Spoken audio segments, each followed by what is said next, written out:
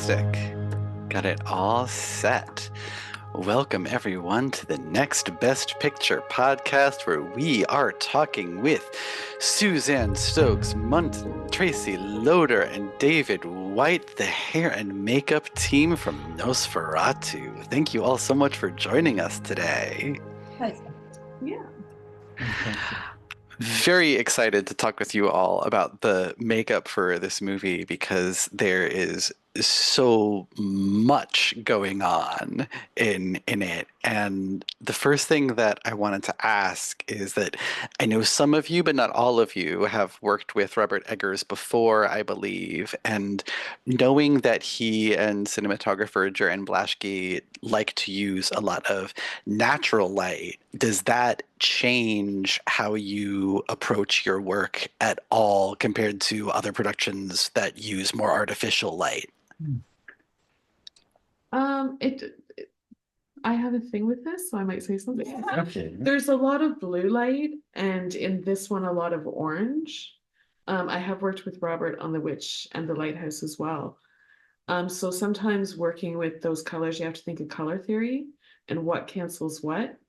Because like with the orange light, you can't use reds that are orange based. You have to use reds that are blue based, or you won't see them.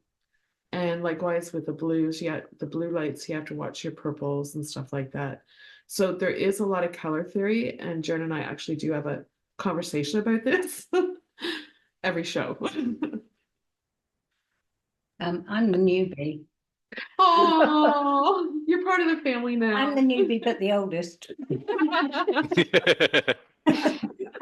So yeah, I'm kind of used to this. I've been lucky to work with a lot of auteurs and a lot of Eastern European directors that do use natural light, only because they probably can't afford any other kind, or couldn't.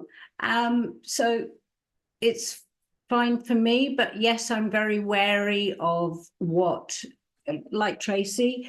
So when you're using hair for wigs, that it doesn't give a bounce of a color you don't want.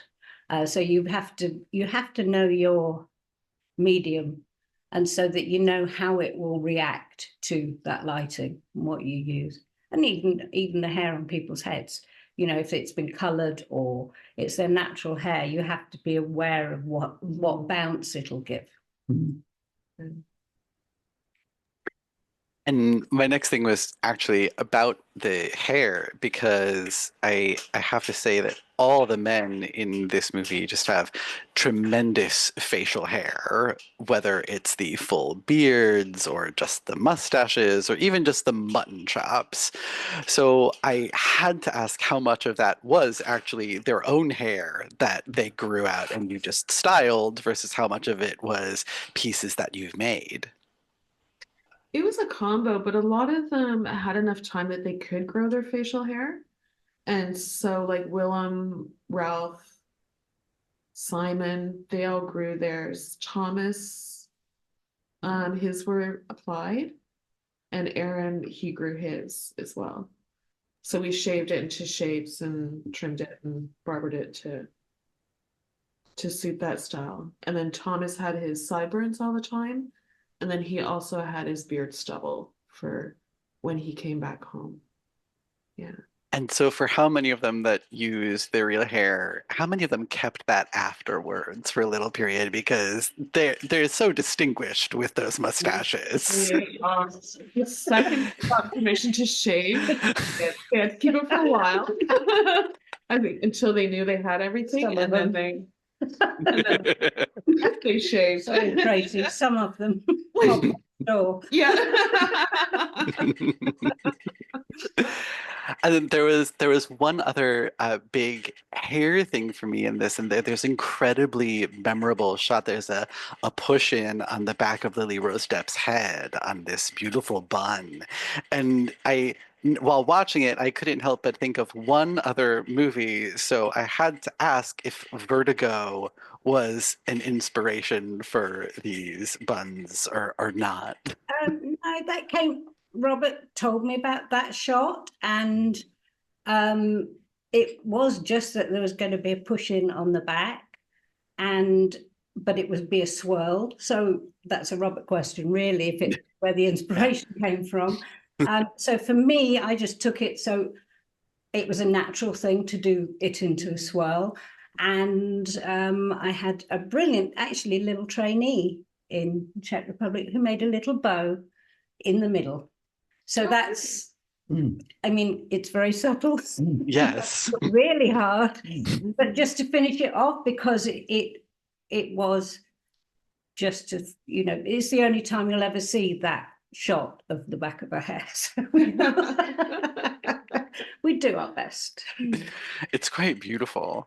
And the other thing that I noticed throughout this movie is that there's, at least in the production design, a really strong delineation of the class of all these different characters. And I was wondering if that was also part of your research when you were looking up, when you were deciding how to design the looks for these characters at all. Well, I've said it before about Aaron. For you. Yeah, yeah, to give them a defining shape, and it's a very class society. And so Aaron was more, Robert showed me pictures, and I don't know if one was, but his character imbibed Ludwig II to me, who said, before I have a glass of champagne, I couldn't possibly think of affairs of state. And it's that pompousness. And so his hair reflects that pompousness of the aspiring gentleman. And so, yes, there's little bits in everybody. And his family, the wife and Emma and the two children, it was that they were almost identical. It's like a Stepford Wives thing, so that they're identical, and it's perfect. So then you can see how it disintegrates later. Yeah, absolutely. And moving on to, more of the centerpiece of this all, Robert Eggers has said that this version of Nosferatu and Count Orlok in particular is much more inspired by the vampires of folklore and how they were literally rotting corpses. But the thing that struck me while watching it is that there's lots of references in the story, and there always have been, to the plague, and that the idea that Orlok is a plague carrier. So were plague victims an influence in any of your design choices while you were looking at the vampire design? Yeah, there is a lot of reference work that comes with this medical, of real conditions and all sorts of things. And Robert was very intent that he would be rotten and literally decaying from the back forward. And that's obviously because he's lying in a coffin in his sarcophagus. You get this natural decay situation which happens at the back. And obviously then that had to be transferred to his entire body. So there's a lot going on, and then the decay on Orlok, it actually starts to dissipate as it moves forward, so that you're able to sort of see him as a regular character before he turns, and you notice something's not quite right. So that was kind of the logic of how things worked. Yeah, and it all makes tremendous sense, especially when you see him lying in that coffin surrounded by the dirt and the rats and everything. But when you went into it, did you know that you were having to do a full body makeup for Bill? That's a really good question. At first, no. We talked about it on the phone with Robert, and I hadn't read the script, so I didn't know the extent of the damage that was going to be occurring on the underside of him. So that was kind of shocking, but a hell of a challenge. It's a lot of work in about 3.5 months. So yeah, the discussions just continued as we went. Photographs of the work would be sent to Robert, and he would add little areas, or he would have things taken out, and it was all very stylish, designed specifically for his requirements. But yeah. So, how many versions of the Count Orlok look overall did you go through before you landed on the final piece that we see? That's a really cool question. I mean, ultimately, the movie was going to be shot a year before this, and I had Bill's life cast ready and waiting, and then it didn't happen. But I had the chance to work on it at home, to kind of gain information of how much we could completely cover his face and what areas. And Robert was very intent on having some height on the head, also because he wanted him to be really tall, so that an extra inch or two would help immensely. All these factors kind of helped in that design. As soon as you add more to the top of the head, you have to add more to the chin to balance it out. You know, there's all sort of little things that happened along route. In terms of how many versions, I think you know, there were my original kind of look was then given to Colin Jackman, who's my key sculptor, and I worked with him on the final look. There were one or two other versions which came into play, but they were really red herrings. They weren't necessarily in the front running, but they also had information with the rotting and with little areas that were of use, you know. So there were two or three different kind of looks, and it evolved, you know, and then shots would be given to Robert, and then he would come, feedback would come, and you know, it was a very organic process. It felt really natural, a lovely process to work like that. Very intimate way of working. Yeah, that's very nice. Um, the other thing that I know is a big deal for Orlok is, of course, the fingers and the fingernails, because that's such a iconic part of Yeah. Murnau's original Nosferatu. And I know that David, you worked with several versions of these before you got to the right ones. And I know initially the first version they said they were too long. So I'm curious, what was the idea behind having such long fingers? And then how Well, did you pivot to the version that you got to yeah. that worked? Yeah, yeah.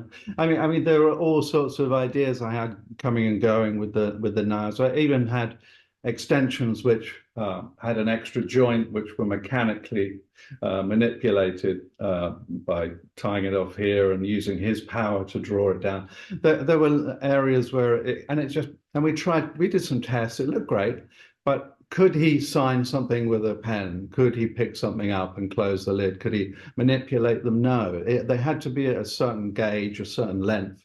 I think, you know, half an inch on the actual extension itself was enough. And then you've got another half inch of the nail itself moving forward. So there's a good inch on each finger, which is quite a lot when you have that much practical work to do with them. And Robert was very, very keen to make them a little bit kind of disfigured, you know, gnarly. Each nail, if you look closely, you'll notice that there's little nicks and cuts in breaks in some of the nails. So they're not perfect. He's not perfect. And also, Bill would be using them specifically in shadow work as well. So that was really, really important. So he would spend a lot of time, you know, Bill, just working these in the shadows and getting the lovely shapes and working them. So it kind of naturally came to the perfect place for everyone, you know, for everyone's needs. Yeah. And there's a really interesting scene in the start of this that you kind of have this halfway point in this gypsy village between the more refined society in Visburg and the decay of Castle Orlok. And so I'm also really curious what you found in your research for styling these gypsies and where that inspiration came from and where it took you for designing them. The Gypsies were, it was actually a very important point in the script to Robert too, because it does show that transition between. And it's just how they really lived. They would bathe in the creeks. So it was a lot of grime, but not dirt that you could see, grime to make them look lived in. And some of them, like in Mother, I added like a mole and just like little character things that could just lend to the gypsies that they are. And we found reference for the old lady with the loads and loads of braids, and I think she was a real Romany, and because they had a lot of languages, that crowd, they were brought in from all over because they had to be able to do the dance, and they were, so yes, she came in because I know she had to come with her granddaughter to translate. She'd never been out of her village, and so she was great because she allowed us to do all those little braids, and that is a traditional look. And so I'm pleased we got that in.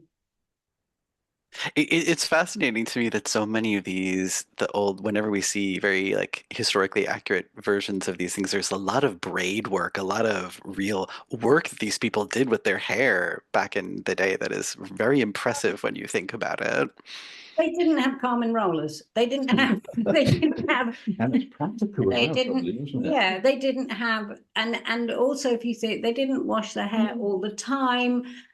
But also, I was very conscious of not to do greasy hair, as in dirty hair, because in fact, hair that is not clean is quite woolly. That's why Willem's is not greasy and lank, because if you look at the set, it's dry and dusty. Yeah. So he wouldn't look greasy and lank, and yes, braiding is a traditional thing of practical, being out of the way when they're doing their practical work. So I tried to use all those braiding, twisting, stuff that they could do themselves. Yeah, it's fantastic. And we're coming up on the end of our time together. And before we go, I had to ask, you've all worked on projects of all different shapes and sizes and genres over the years. And so I had to ask you, especially now, why you think it is that the Academy's makeup and hairstyling branch seems so averse to horror films when they feature some of the most inventive, creative hair and makeup work in the whole industry. I can honestly say, after 48 years of my work being quite anonymous, because I don't think it should be talked about, really. So for me, it's a weird thing. But also it is strange that everybody's noticed it. Yeah.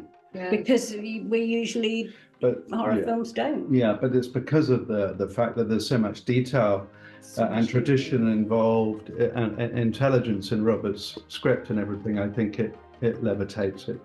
Yeah. And everything balances, like all departments, like the makeup with the costumes.